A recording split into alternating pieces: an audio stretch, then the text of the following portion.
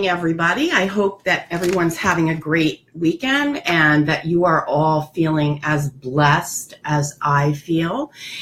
And you'll notice the title of today's video is Church for the Dechurched. So what does that mean?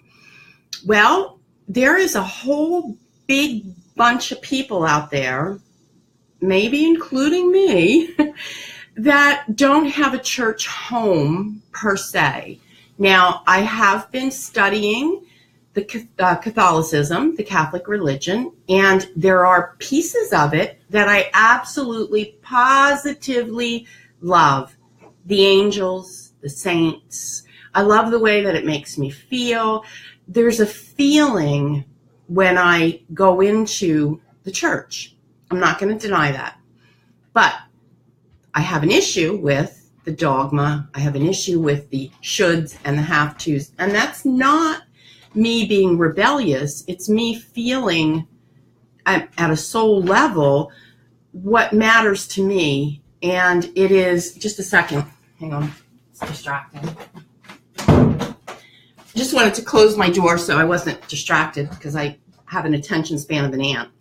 So, going into the church gives me a certain feeling, but here's what I want you to think about today. God is a feeling.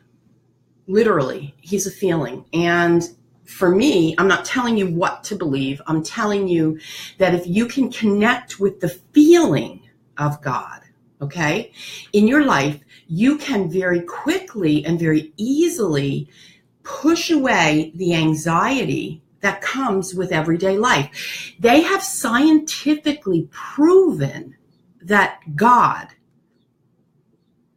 thinking of God, feeling God, changes your life for the better.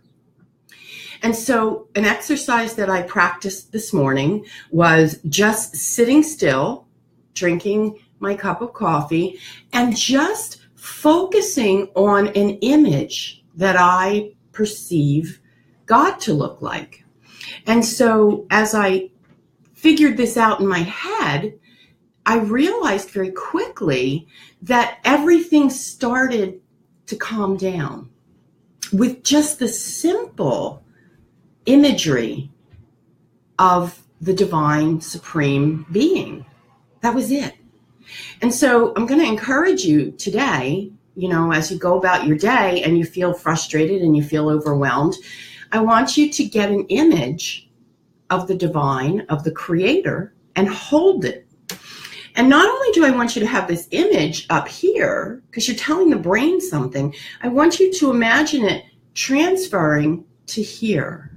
And so as you bring the feeling that is God, it goes back and forth, feeling, thinking, feeling, thinking. And that's how we live our life. What we feel, we think. So when you begin to feel God, you begin to think God, and you begin to act God.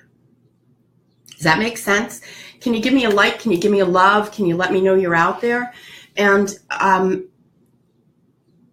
in no way, shape, or form am I putting myself out here to say that I am the guru or the Jim Jones or any kind of leader that you should be taking as gospel. I'm just offering up a perspective for you to think about, because there are a lot of churchless people out there. And I want you to know that you have the alternative to have God with you all the time. And I just want you to be mindful of that. So I've got my glasses here. I have a couple little exercises for you. The first thing you want to do when you begin to create this relationship on a level that's going to serve you when it comes to anxiety in everyday life is you want to set the intention. So the intention is really, it's similar to a goal. So you want to say, well, what's my intention for today? What's my intention for this feeling? What's my intention for this moment? And so as you go about setting your intention, you begin to get in alignment with the energy, and you begin to hook up and manifest what it is that you're focusing on. So this essentially is the law of attraction. And in order to bring this intention to the forefront to manifest it, there needs to be a relaxation around it. You need to be able to breathe into it, to relax into it, and not feel angst and stress around it. So how do we do that? We feel God. Okay? And this is going to take practice. This is not something, it was very difficult for me to even sit down and say to myself, how do I put this into words? How do I bring the feeling of God into this conversation and make people really be with me and connect to it? And so I'm sitting here and I'm outlining some steps that came to me, and you may have to tweak them and modify them so that they can work in your life. But the first thing is to set the intention. Okay. The second thing is to relax. And you might say relax into the intention.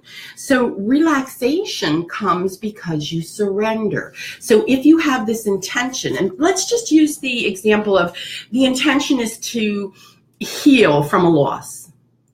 Now, I don't know if it's a physical loss or a relationship loss, but a physical loss is different because, it takes time and you have to grieve and all of that. But also a relationship loss takes time and grieving.